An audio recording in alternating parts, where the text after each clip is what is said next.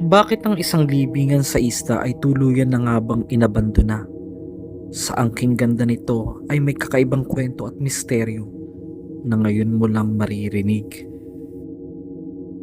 Kasama ang isang bahay ng Hapon na inabandona sa isla. Sabay-sabay nating alamin ang misteryo. Ito na sila guys, ito na sila, ang dami.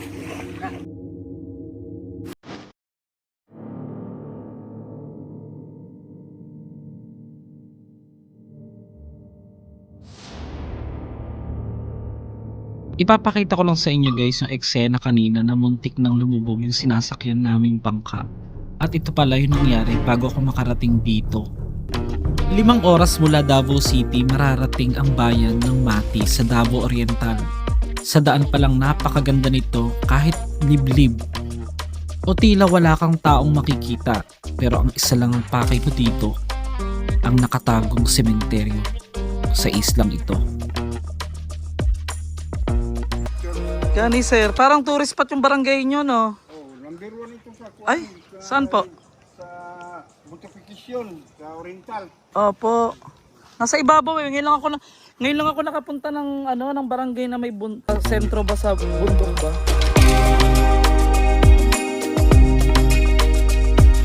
Pero lagi Pag nakapagbangka kami, nakalitaw yung sementeryo.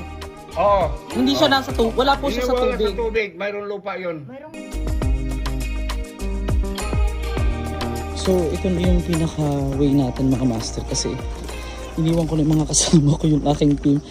Dahil magbabangka lang kami, mano-manong bangka. Yan yung ating magiging bangkero. Tingnan yung view, napakaganda. Huh?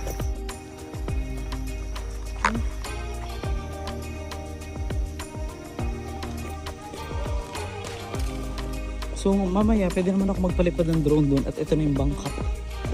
Puntahan na namin. So Team Galaxy, pasensya na kayo. Makakapag-focus ako ngayon sa vlog. Kasi pag nandyan din kayo minsan, ginagawang laro-laro ang vlog. Puro kwentuhan, maingay. Bawal doon kasi guys. Bawal daw mag-ingay doon kasi syempre alam mo naman iba-iba mga tribo ang nakalibing doon halos. Lahat ng mga taga dito, mga tribo ang nakatira. Ang tribo dito is Manobo, Bumandaya. Dito po sa Mati, Davao Oriental. O, Davao Oriental. Nililinis na ni B-Boy ang ating bangka at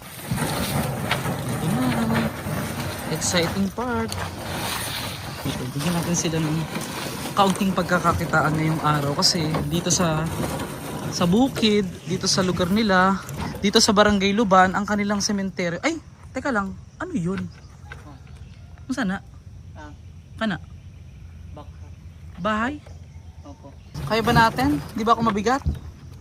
Bukod sa maliit ang bangka, nakakakaba dahil first time kong sasakay ng ganyang kalalim ang aming dadaanan. Ang ganda nun, no? Hala.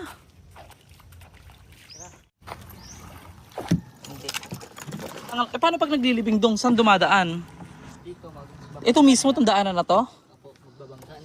Sorry ha, mabigat ako ba? Hindi pa ako nakapag-diet eh. Oh, sige. Let's go, adventure. Ito pala guys yung kauna-unahang muntik na kaming lumubog. At hindi ko alam na kahit pala sanay na ang isang bangkero ay maaari pa rin abutin ng ganito. Simple lang kami nag-uusap ng paalis pa lang kami nang biglang bangka dong. Kuya mo, nasaan yung kuya mo?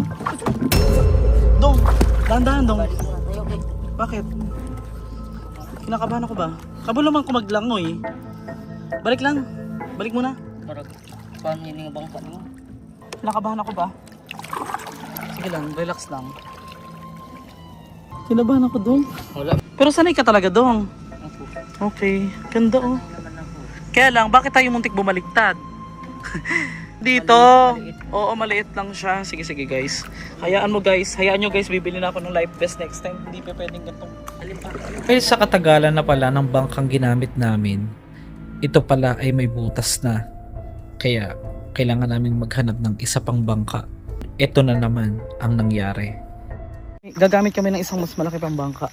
Natutuwa lang po ako guys dito sa mga tao dito kasi dito po, especially tribo sila. Hindi sila masyadong sa yung trust issue nila sa strangers. Kagaya kung hindi naman nila ako kilala. Pero pinahintulutan ako na magpasama. Butas yung bangka. Dong, double check na dong ha. Basta may butas na naman ba? Ginagamit nyo. This is his final moment. Ito na. Bakit may palakol? Ano ba to? Apang ano? Tunga. Lunok muna tayo. Para may trust issue na. Ay, balik na naman kami. Matutuloy pa ba tayo, guys? Oh no! Andiyan na raw yung tatay nila. Ina lang gamitin natin yung may gasolina. Pagkugita yun, sir. Diyan ka makakuha ng pugita. Tapos plastic lang yan o bakal? Plastic. Kwan, kahoy ito, sir. Kahoy. Lagyan ng pintura ba? Paano yan? Hindi naman nila maamoy yan. Paano ka makakahuli niyan, sir? Pagkano na ba ng kwan ba, pasayan? Ano lang, magpasama lang ako sa kanila.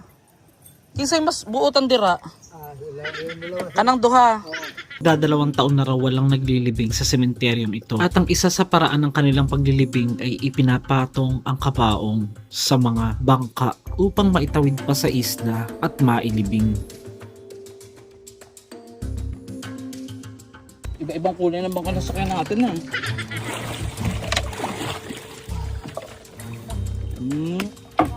Kaya nyo ba talaga, Dong? Kinakabahan ako ba? Ikatlong bangka na nga itong sasakyan natin at para bang merong something na pumipigil para makarating kami doon. Pero ipagpapatuloy ko pa rin dahil talagang gusto kong makita ang sementeryo. May malakas na alon doon. Doon lang yon. Napapalibutan ng malalaking alon ang isang islang ito na mismong kinalalagyan ng sementeryo.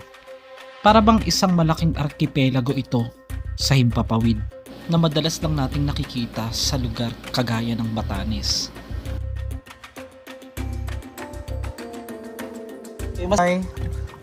Ayan. Baka raw abutin kami ng halos 30 minuto dahil nga medyo maalon that time. Pero ito na ang isa sa kinatatakutan ko. Sa di malamang dahilan ay na-out of balance kami. Kaya napilitan na rin akong tumulong upang maging maayos ang aming paglalakbay. Grabe, nakaka-relax guys.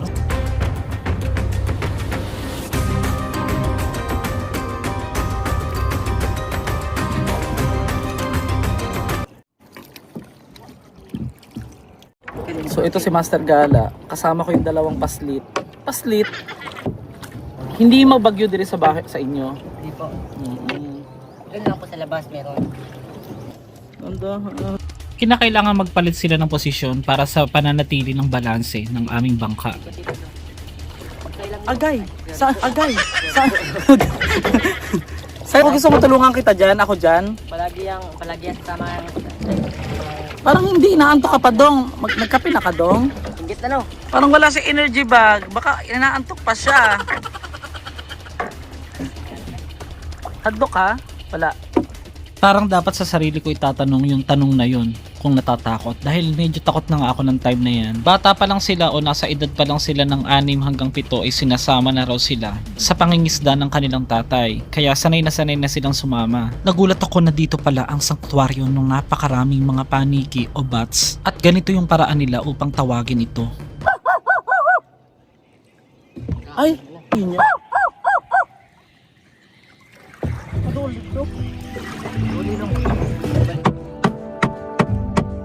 Ginaganon mo.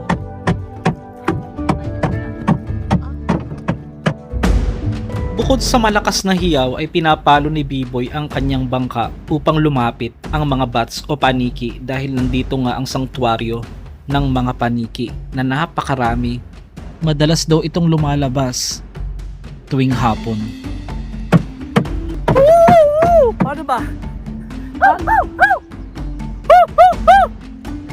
Amazing na karanasan ito para sa akin dahil first time kong gawin ang mga bagay na ito. At kung saan may isang kwentong nakakakilabot na ngayon nyo lang maririnig mula sa mga mangingisda dito. Hindi kalayuan ay nakita ko ang mga batong ito na napakalalaki at halos perfect ang kanyang pagkabilog. Namangha ako kaya naisipan kong paliparan ito ng drone. Bubungad sa drone ang napakagandang tanawin at ang halos kakaibang mga bilog-bilog na mga batong ito na para bang mga perlas sa ilalim ng dagat. Para sa akin, ito ang nagpadagdag ng pagiging misteryoso ng lugar na ito.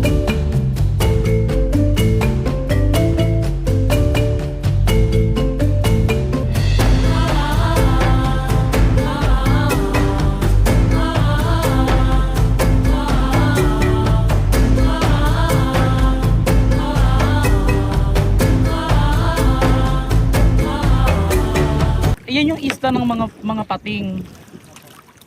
Ay, may talagang pating dyan? Agay. Ano to? Parang bato lang siya na nakabukod na gano'n, no? Ang galing, no? Tumatama lang yung alon sa kabilang parte. Tawag nila itong isla ng mga pating dahil karamihan daw sa mga mangingisda rito ay iniiwasan ang malaking batong ito na nasa gitna ng mga naglalampasang alon sa pagitan ng mga bundok na ito. Ilang minuto pa ay nakarating na kami sa isla o sanctuaryo katabi ng sementeryo.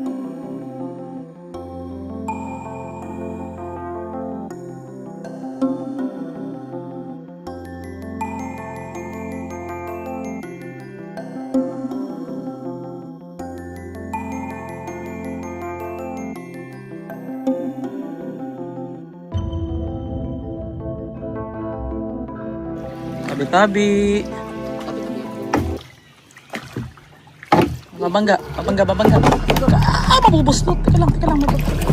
Okay lang yan? Oo, sige. Oo. Teka lang. Relax. Relax lang lang. Oo, yun na naman. Teka lang. Ops. Adventure talaga gusto mo, ha? Master Gala, ah. Eh, sanay silang lumangoy daw. Kaya wala pong problema. Pero syempre, ako, may mga gamit tayo. Dala ko din tong susi ng car natin eh. Pag nabasa yan sa dagat. Itinuturing na sagrado ang lugar na ito at hindi basta-basta pwedeng pasukin. Mapapansin na parang ang babaw lang ng tubig, pero ito ay lampas tao daw sa lalim. Pinapanatili nila yung pagtatabi-tabi, yung sinasabi nilang sa Luzon, tabi-tabi po, gano'n. Ito na sila, guys. Ito na sila. Ang dami. Saan yung pupunta? Pinakakuweba nila? Bawal?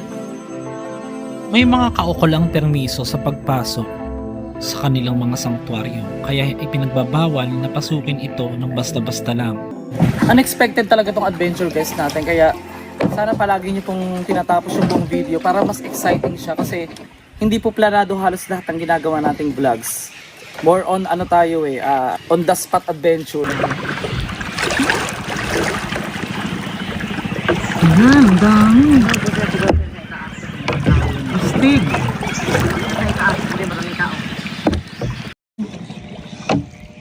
Itong bilog na ito. Bato. Ay, bato yan. Ang ganda ng pagkakadesign, no? Para siyang naka-UFO.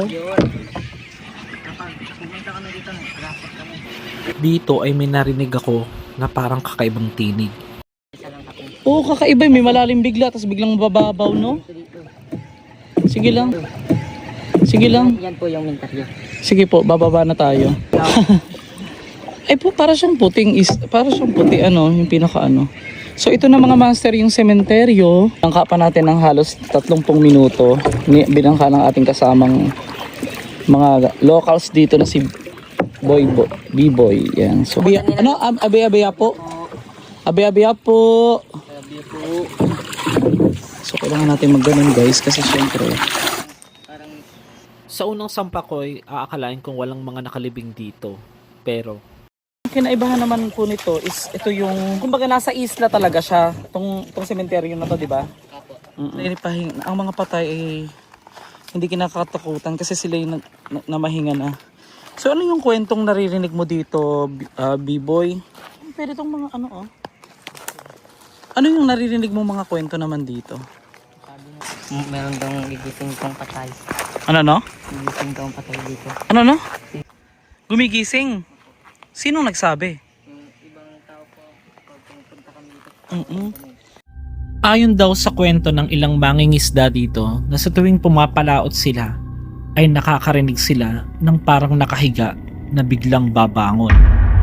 Naririnig nila yon at parang naaaninag nila na inaakala nilang madalas na tao.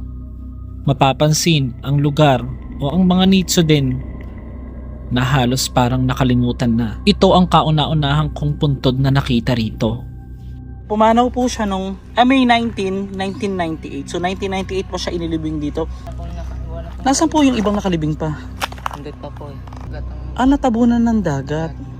Nasaan yung mga huling inilibing? Kasi sabi, ito parang nandito. Sige, huwag kang matakot. May Diyos tayong yun ang pinaka-importante sa lahat. Ang Ginoo, ang pinaka-ating sandigan. Parang ang kusog nato. Kapatid ko ba? Sige lang. Kasi ang Ginoo ang pinakadakila sa tanan. Ha? Ayaw lang mahadlok. Strong ka lang. Relax lang. Hindi na nakakapagtaka na ang ilan sa mga inaapakan namin dito ay may mga nakalibing na dahil natabunan na raw ito ng dagat. Dahil sa pagkakatagal at dahil sa pagbago din ng panahon. Sa dami po ng napuntahan kong sementeryo sa Pilipinas, ako po'y grateful na naibabahagi sa inyo na hindi lang yung gala natin na pang sementeryo, magagandang lugar. Nagiging proud po yung channel natin na ibahagi sa inyo na may mga ganito palang sementeryo sa Pilipinas na mayroon silang sariling isla na pinaglilibingan. So hindi naman masyadong lumulubog. Kumbaga, ito ay inabando na ang sementeryo dahil daw may bago na silang sementeryo. At itong part na ito guys, excited yung ipakita sa inyo. Ito na po.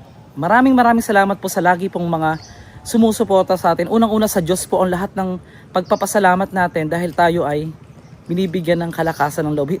Mga nagsasabi, Master Gala, malakas ang loob mo, ang tapang mo naman. Hindi po sa akin yun. Sa Panginoon po yung pinapahiram lang po sa akin. Ito may nakita tayo ditong libingan. May nakatulos pa siyang kandila. So pag November 1, may mga nagpupunta pa rito, B-boy. Sige lang. Dito pa yung pamilya nila. Okay. Dito pa yung pamilya. So sa mga kamag-anak po nang nandito, ako po ay pinapakita ko sa inyo to para at least kahit pa paano ay yung pag-alaala sa kanila, kahit sabihin natin sila yung mga namayapa, katulad naman po nito mga master. Nilagyan na lang po siya ng cross design pero wala po siyang pangalan. May date ba kung kailan siya namatay?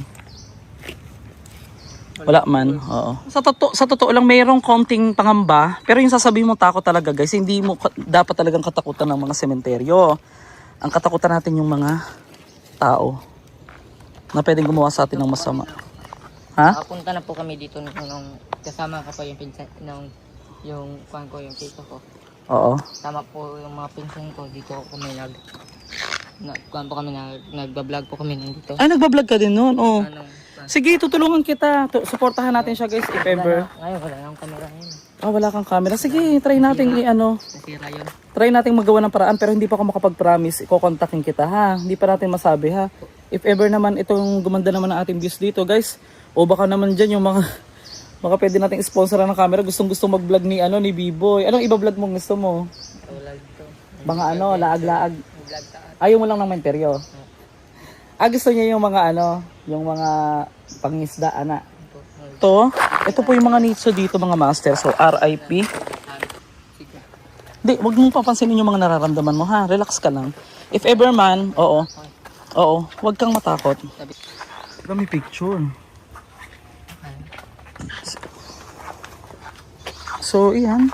Simple. Mantrayo lang. Halo-halo po mga tribong nandito. So mapapansin nyo may mga nakikita kayong mga baraha. Yan. At kailangan daw yung isama yung mga baraha na yan dito sa sementeryo o iiwan. So ganun. Yung mga ginamit doon sa patay, kailangan dalhin dito sa iwanan dito at kasama sa paglibing mga master. Yun yung bago kong nalaman. Okay ka naman? Biglang lamamig, no?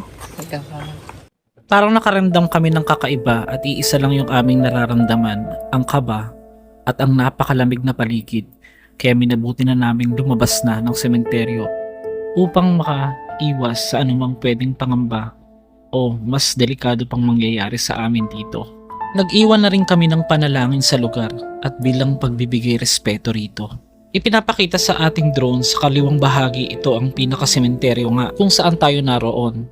At ito naman isang abandonadong bahay daw ng mga Hapon na ating pupuntahan. Sa ngayon ay itinuturing ng abandonado ang sementeryong ito at wala nang maglilibing pa dito. Pero ibabahagi ko sa inyo ang aming huling karanasan dito. Yung ano guys, hindi kami pwedeng magtagal para kami pinapaalis ba?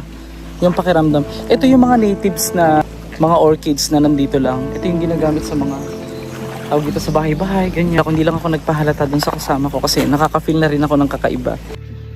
Nung pagkatapos naming magdasal mga master, biglang iba yun. Biglang umukay si ano. Biglang nawala yung takot daw niya. Nawala bigla yung takot mo? Oo.